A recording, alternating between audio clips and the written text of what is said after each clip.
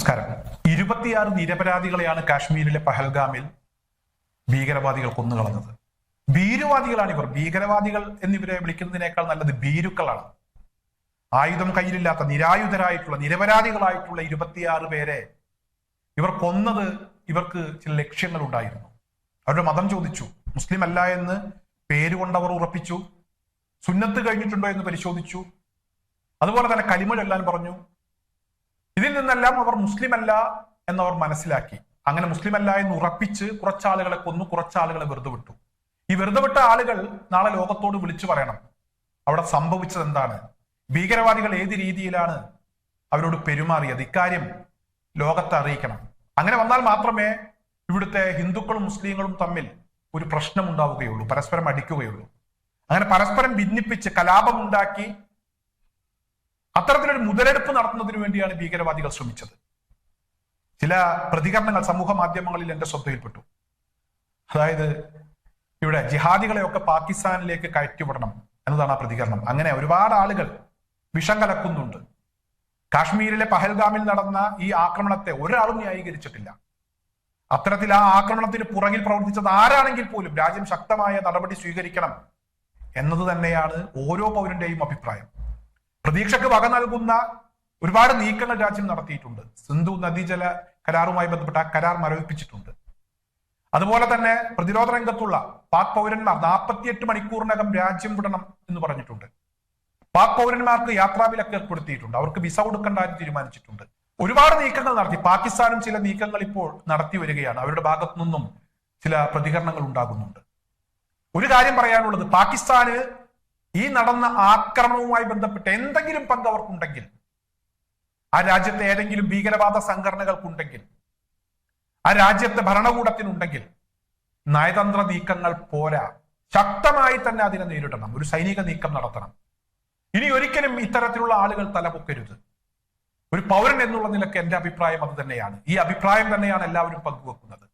എന്തായാലും ചില ആളുകൾ ഒരു വിഭാഗത്തിനെതിരെ കൂടുതൽ വിഷം തുപ്പുന്നതിന് വേണ്ടി ഈ ഒരു സംഭവത്തെ ഉപയോഗിക്കുന്നു എന്നുള്ളത് അങ്ങേയറ്റം വേദനാജനകമായിട്ടുള്ള കാര്യമാണ്. അത് പറയാതിരിക്കാൻ കഴിയില്ല. കാശ്മീരിലെ പഹൽഗാമിൽ നടന്ന ആ സംഭവം വളരെയധികം വേദനയോടുകൂടിയാണ് അതിനെ നോക്കിക്കാണുന്നത്. വല്ലാതെ വേദനിപ്പിച്ച ഒരു സംഭവമാണ്. എന്നാൽ അതുപോലെ തന്നെ ഭീകരവാദികൾ എന്താണോ ലക്ഷ്യം വെച്ചത്, അവരുടെ ഉദ്ദേശം എന്തായിരുന്നു, ആ ഉദ്ദേശം വിജയിപ്പിക്കുന്ന വിധത്തിൽ അതിനനുസരിച്ച് പ്രതികരിക്കുന്ന ഒരുപാട് ആളുകൾ അവരും നമ്മുടെ രാജ്യത്തുണ്ടല്ലോ എന്ന് ആലോചിക്കുമ്പോൾ അതിനേക്കാൾ വേദന തോന്നിപ്പോവുകയാണ്. ഇസ്ലാം മത വിശ്വാസവുമായി ബന്ധപ്പെട്ട് രാജ്യസ്നേഹത്തിന് വലിയ സ്ഥാനമുണ്ട്. വിശ്വാസവുമായി ബന്ധപ്പെട്ട് നിൽക്കുന്ന ഒരു കാര്യം തന്നെയാണ്. അതുപോലെ തന്നെ ഭരണാധികാരികളെ അംഗീകരിക്കുക. അഭിപ്രായ വ്യത്യാസങ്ങൾ ഉണ്ടാകും.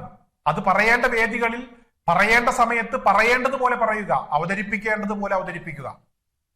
അത് മനസ്സിൽ വെച്ച് മറ്റൊരു രീതിയിൽ പ്രവർത്തിക്കുക എന്നതല്ല ഇസ്ലാം മത വിശ്വാസികളെ സംബന്ധിച്ചിടത്തോളം അവരെ പഠിപ്പിച്ചിട്ടുള്ളത്. പറയേണ്ട കാര്യങ്ങൾ പറയേണ്ട വേദികളിൽ പറയുക.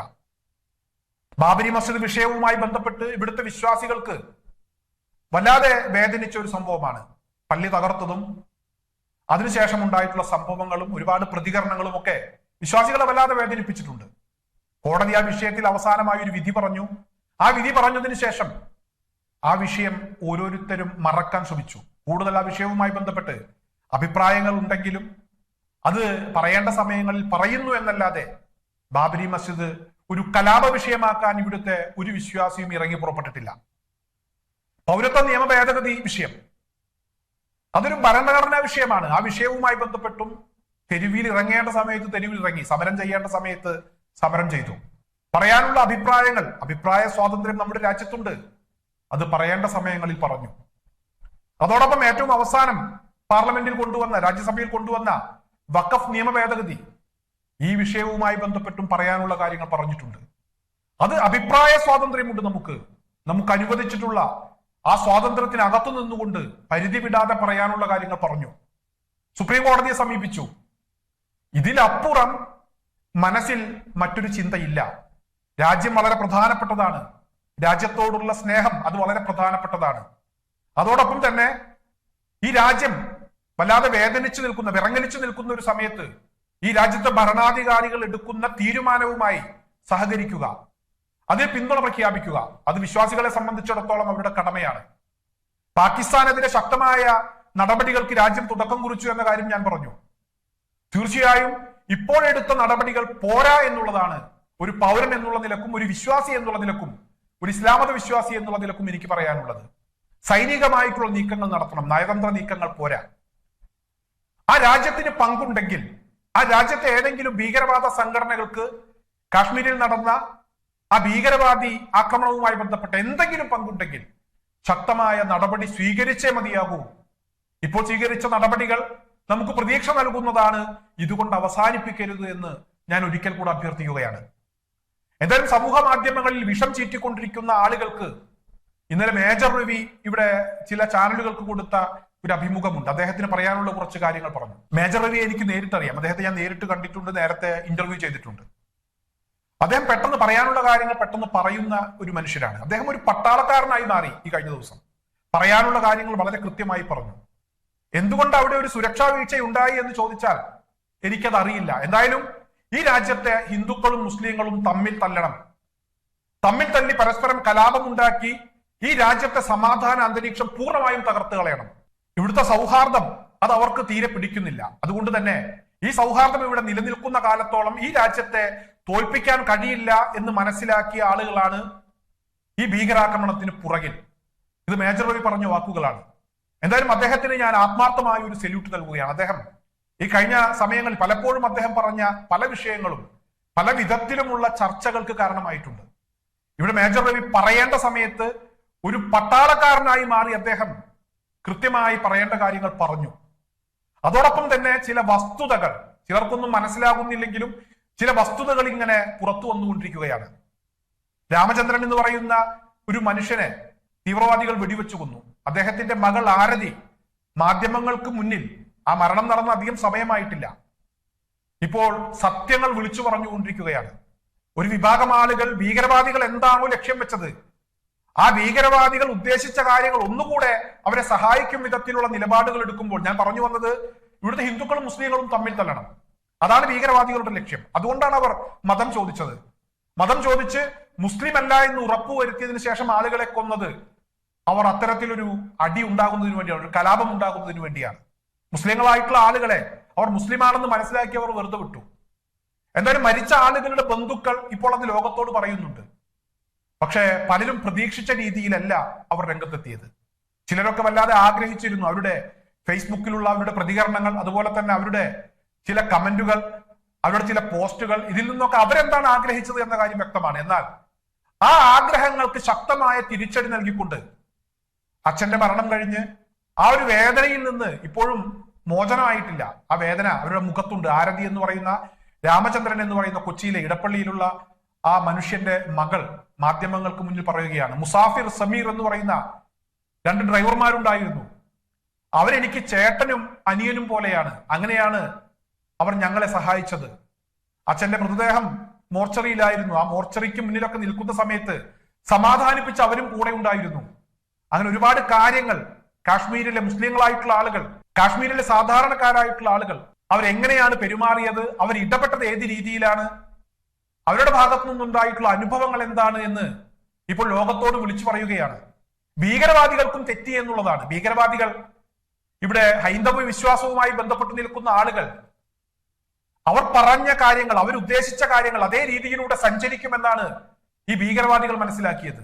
യഥാർത്ഥത്തിൽ ആ ഭീകരവാദികൾക്ക് തിരിച്ചടിയാകും വിധത്തിൽ, അല്ലെങ്കിൽ ആ ഭീകരവാദികൾക്ക് സപ്പോർട്ട് ചെയ്തുകൊണ്ട് സമൂഹ മാധ്യമങ്ങളിൽ പോസ്റ്റ് ഇട്ട ആളുകൾക്ക് ശക്തമായ തിരിച്ചടി കൊടുക്കും വിധത്തിലുള്ള പ്രതികരണങ്ങളാണ് ഇപ്പോൾ ആരതിയുടെ ഭാഗത്തു നിന്ന് വരുന്നത്. രാമചന്ദ്രൻ എന്ന് പറയുന്ന കൊച്ചിയിലെ ആ വെടിയേറ്റു മരിച്ച ആ മനുഷ്യന്റെ മകൾ ആരതി ഇപ്പോൾ ലോകത്തോട് വിളിച്ചു പറയുകയാണ്. അതുപോലെ തന്നെ ഇവിടെ സെയ്ദ് ആദിൽ ഹുസൈൻ ഷാ ഭീകരവാദിയുമായി സംഘടനത്തിൽ ഏർപ്പെട്ട ചില ചിത്രങ്ങൾ ഇപ്പോൾ പുറത്തു വരികയാണ്. ഭീകരവാദിയുടെ തോക്ക് വലിച്ചെറിയുന്നു. ആദിൽ ഹുസൈൻ ഷായെ ആദ്യം പരിശോധിച്ചു. അയാൾ മുസ്ലിമാണെന്ന് മനസ്സിലായപ്പോൾ അയാളോട് പൊക്കോളാൻ പറഞ്ഞതാണ്. പക്ഷെ അയാൾ തയ്യാറായില്ല. തന്റെ കൂടെയുള്ള ആളുകളുടെ ജീവൻ രക്ഷപ്പെടുത്തുന്നതിനു വേണ്ടി ഭീകരവാദികളുമായി ഏറ്റുമുട്ടി. അദ്ദേഹം നിരായുധനായിരുന്നു, ആയുധമൊന്നും കയ്യിലില്ലായിരുന്നു. പക്ഷേ ഭീകരവാദിയുടെ പക്കലുണ്ടായിരുന്ന AK-47 തോക്ക് അത് തട്ടിത്തെറിപ്പിക്കാൻ ആദിൽ ഹുസൈൻ ഷാ തയ്യാറായി. ഉപ്പയും ഉമ്മയും ഭാര്യയും മക്കളൊക്കെയുള്ള കുടുംബത്തിന്റെ ഏക ആശ്രയമായിരുന്നു ആദിൽ ഹുസൈൻ ഷാ. പക്ഷേ ആദിൽ ഹുസൈൻ ഷാ എന്ന് പറയുന്ന രാജ്യസ്നേഹി, ഒപ്പമുള്ള ഈ രാജ്യത്തെ മറ്റു പൗരന്മാർ അവർ സഹോദരന്മാരാണെന്ന് മനസ്സിലാക്കി അവരുടെ ജീവൻ രക്ഷപ്പെടുത്തേണ്ടത് തന്റെ കടമയാണെന്ന് ആദിൽ ഹുസൈൻ ഷാ തിരിച്ചറിഞ്ഞു. ഇന്ന് ലോകം ആദിൽ ഹുസൈൻ ഷായെ വാഴ്ത്തിപ്പാടുകയാണ്. ഒരുപാട് പോസ്റ്റുകൾ ആദിൽ ഹുസൈൻ ഷായുമായി ബന്ധപ്പെട്ട് ഇപ്പോൾ സമൂഹ മാധ്യമങ്ങളിൽ വ്യാപകമാണ്. എന്തായാലും ഇവിടെ കുറ്റം പറഞ്ഞിരുന്ന ആളുകളും തെറി പറഞ്ഞിരുന്ന ആളുകൾക്കും ഇത്തരത്തിലുള്ള ആദിൽ ഹുസൈൻ ഷായെ പോലുള്ള ആളുകളെ അംഗീകരിക്കേണ്ടി വന്നിരിക്കുകയാണ്. നമ്മളെയൊക്കെ വല്ലാതെ വേദനിപ്പിച്ച ഒരു ചിത്രമുണ്ട്. 6 ദിവസമേ ആയിട്ടുള്ളൂ വിവാഹം കഴിഞ്ഞിട്ട്. അവരുടെ ഹണിമൂൺ ട്രിപ്പായിരുന്നു. അതിൽ ഭർത്താവിനെ വെടിവെച്ചു കൊന്നു. ഭാര്യ ആ ഭർത്താവിനടുത്ത് ഇരിക്കുകയാണ്, കരഞ്ഞുകൊണ്ടിരിക്കുകയാണ്. എന്താണ് പറയേണ്ടത്, ആരെയാണ് സഹായത്തിന് വിളിക്കേണ്ടത് എന്ന് അവർക്കറിയില്ല. 100% അവരുടെ നിസ്സഹായാവസ്ഥ വ്യക്തമാക്കുന്ന ഒരു ചിത്രം. ആ ചിത്രം പല പ്രമുഖരും പങ്കുവച്ചിട്ടുണ്ട്. അതോടൊപ്പം തന്നെ ഇന്ന് സെയ്ദ് ആദിൽ ഹുസൈൻ ഷായുടെ ചിത്രവും ഒരു ധീരനായ പോരാളി എന്നുള്ള നിലക്ക് അത് പലരും പങ്കുവെച്ചുകൊണ്ടിരിക്കുകയാണ്. ഞാൻ പറഞ്ഞു വരുന്നത്, ഇവിടെ ഈ രാജ്യത്തെ ഭരണകൂടം ഈ അടുത്ത കാലങ്ങളിൽ അടിച്ചേൽപ്പിക്കാൻ ശ്രമിച്ചിട്ടുള്ള ഒരുപാട് നിയമങ്ങളുണ്ട്, കരി നിയമങ്ങൾ. ആ നിയമത്തിനെതിരെ ഇവിടുത്തെ മുസ്ലിങ്ങൾ അവരുടെ അഭിപ്രായം കൃത്യമായി പറഞ്ഞിട്ടുണ്ട്. RSSനെതിരെ പറയേണ്ട കാര്യങ്ങൾ പറഞ്ഞിട്ടുണ്ട്. സംഘപരിവാർ സംഘടനകൾക്കെതിരെ പറയേണ്ട കാര്യങ്ങൾ പറഞ്ഞിട്ടുണ്ട്.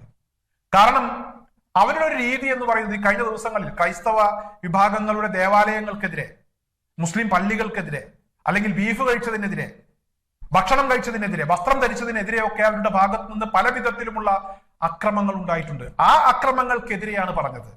അതിനെതിരെ പറയേണ്ട കാര്യങ്ങൾ പറയേണ്ട സ്ഥലത്ത് പറയേണ്ട സമയത്ത് പറഞ്ഞിട്ടുണ്ട്. അത് ഇനിയും ഉണ്ടാകും. പക്ഷേ എന്നുവെച്ച് ഈ രാജ്യം തന്നെയാണ് ഏറ്റവും പ്രധാനപ്പെട്ടത്.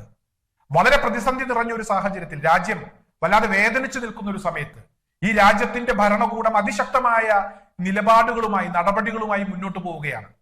അപ്പുറത്ത് പാകിസ്ഥാനാണ്, പാകിസ്ഥാനിലെ ചില ഭീകരവാദ സംഘടനകളാണ്. എടുത്തു നടപടി പോരാ എന്നാണ് ഇപ്പോൾ നടത്തിയ ഈ നീക്കങ്ങളുമായി ബന്ധപ്പെട്ട്, ഇപ്പോഴത്തെ ഈ ഒരു സാഹചര്യവുമായി ബന്ധപ്പെട്ട് ഈ രാജ്യത്തെ ഓരോ പൗരന്റെയും അഭിപ്രായം. ആ അഭിപ്രായം ശക്തമായി പറയും. ഈ രാജ്യത്തെ ഭരണാധികാരികൾക്കൊപ്പം നിൽക്കും എന്ന് മാത്രമാണ് ഈ ഒരു അവസരത്തിൽ പറയാനുള്ളത്.